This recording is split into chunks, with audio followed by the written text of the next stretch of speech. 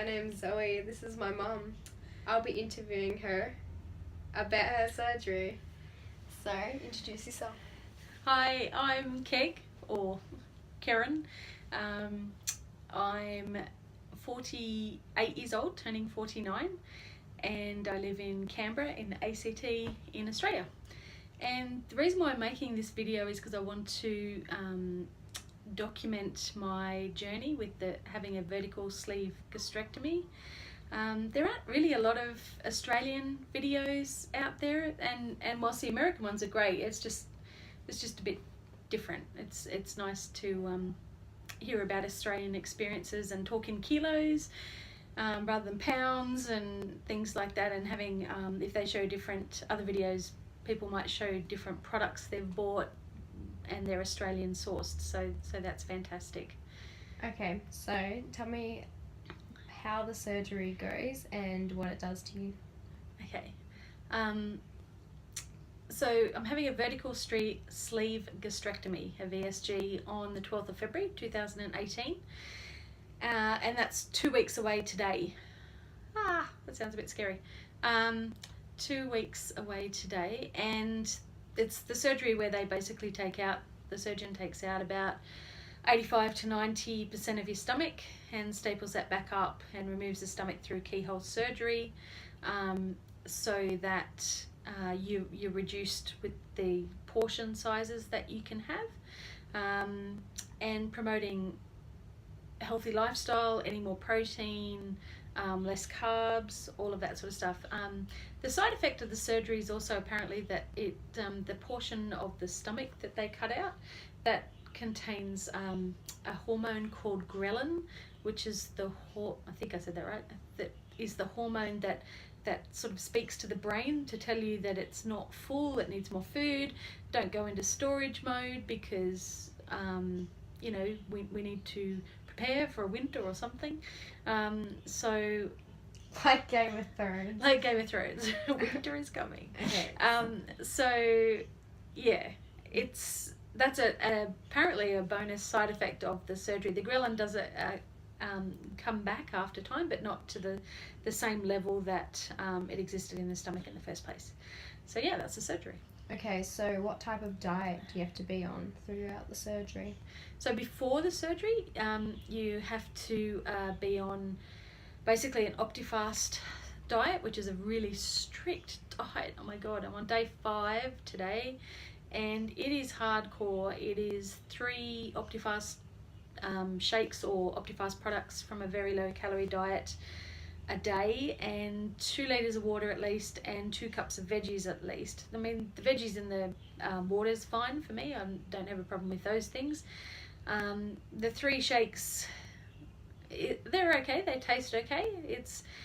It's just hard when you go out and you see, or even if you open the fridge. I mean, I've got 2 kids at home and a husband, and when they're cooking their dinner, well, my girls are there.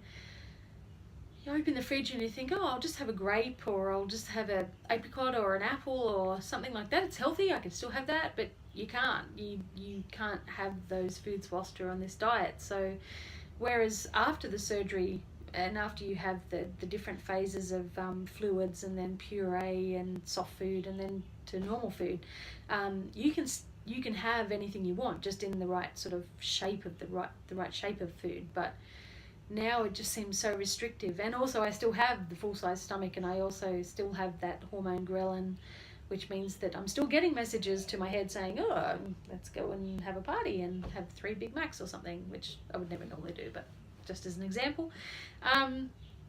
So yeah, the OptiFast stage is rough. It's not that I feel hungry so much. Can't honestly say I feel hungry. It's just different messages in my head, and the restriction of not being able to have a little bit of meat with vegetables and things like that. So my husband is wonderful, and he decided to support me and do the OptiFast diet for the 2.5 weeks prior to the surgery, which is fantastic. And because I couldn't do it without him, or I'd be a complete bitch from hell, more than usual perhaps, sorry.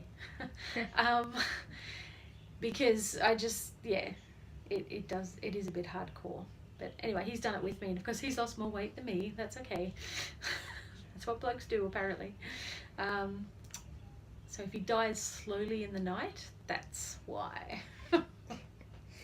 Okay, so what type of goals do you have? Okay, so I wrote down some goals. Zoe doesn't necessarily want me to read from the piece of paper, so I'll try my best not to read from the paper. But I just wanted to read because I wanted to make sure that I documented all of these goals. Zoe's also doing a school project, a sort of personal project, and she's made that about me, which is wonderful, and her way of supporting me, which is fantastic. And so it's about keeping me accountable, documenting my journey, which is fantastic. So she sort of interviewed me at the beginning a week or so ago about these goals we've written down. So the main thing I'd like to do is become healthier, definitely healthier, and probably be a good role model for my girls. I definitely don't think I've been a very good role model. I make sure they have their veggies and look after their nutritional requirements, but in terms of slothing about and eating junk food and all that sort of shit, I haven't been a good role model at all. Sorry, Zoe. But I hope to be one for the future. I'd like to learn to run. I've never run before at anything. I don't think. It may be a school running carnival where I was forced to run in primary school, but I've never really run before. I'd like to see whether or not I can do that. And my kids have certainly never seen me run, and I have a motto that I run for no man, but I may have to change that to I will run for me. So maybe a 5K park run or something in the future. I'd like to get rid of a couple of fears. I have, I think it's also age related. That the older you get, the more you build up little fears in your life. Fears of sitting in other people's chairs, or any chair really, and just wondering if it's going to support your weight. That's, that's not pleasant to have that constant fear in your mind. Definitely sitting in an aeroplane seat is a goal. Sitting comfortably in an aeroplane seat. I went to, my husband and I went to Thailand last year, August 2017, and I have to say I think that was probably the pivotal moment where I thought, I need this surgery.